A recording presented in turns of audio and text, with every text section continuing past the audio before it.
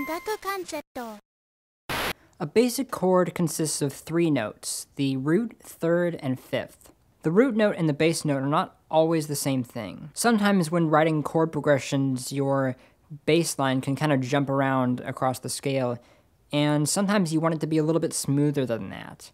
And chord inversions can help you do this. Using chord inversions, you can get a bass line to go from being kind of choppy and jumping everywhere to following a more linear scale pattern. A chord inversion is whenever you put a note that's not the root note in the bass. There are 3 types of inversions, okay? First inversion, second inversion, and third inversion.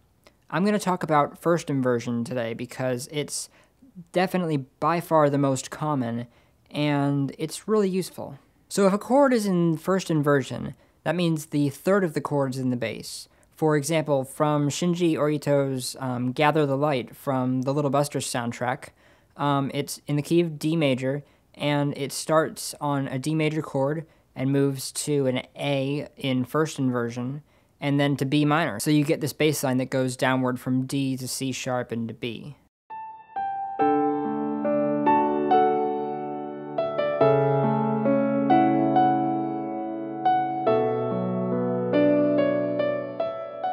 It would have been perfectly fine to have the A major chord in root position, so the bass line would go from D to A to B, but a linear bass line just helps it kind of flow a little bit easier.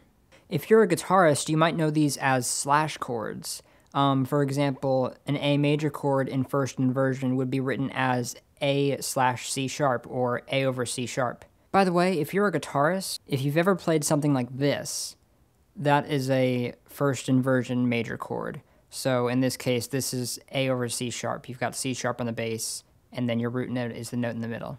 Here's another example. This is Jun Maeda's song Waking Up in the Morning from the Little Busters soundtrack. It's in the key of F, and we've got a B flat add 9 going to an F chord in first inversion, or F over A.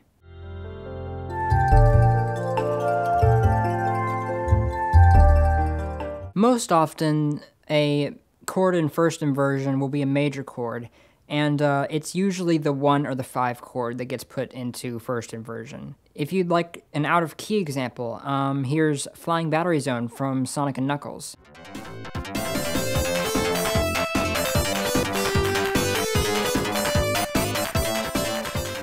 This is in the key of A minor, and we've got this progression that goes from F to G to E over G sharp, which is E in first inversion, and then to A minor. The E over G sharp is out of the key because the third of the chord, which is G sharp, is outside of the key. And this inversion makes for a chromatic bass line from G to G sharp up to A. Less often you'll come across a minor chord in first inversion. In Welcome to Station Square from Sonic Adventure, the A section ends with this 2 minor 4 1 progression, and the minor 4 chord is in first inversion.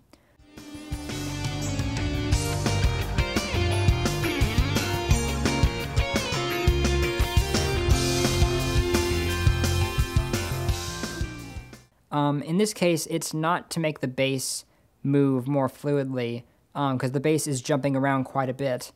I think this was more used to kind of highlight the out-of-key third in the minor 4 chord. So that's all there is to it. Chord inversions are really simple. They're mostly used to make a bass line more linear and more fluid. A first inversion chord is when you put the third of the chord in the bass, whether it's a minor chord or a major chord, although in most cases it'll be a major chord. It's really useful for connecting chords with a bass line that moves up or down the scale. This week's album of the week is the Planetarian original soundtrack. This was almost entirely composed by Megome Tagoshi, with a couple tracks by Shinji Orito. It's really good. I suggest you check it out. If you've got any questions, you can let me know at Ongaku Concept on Twitter, or you can ask me at ongakuconcept.com. And I will see you guys next week.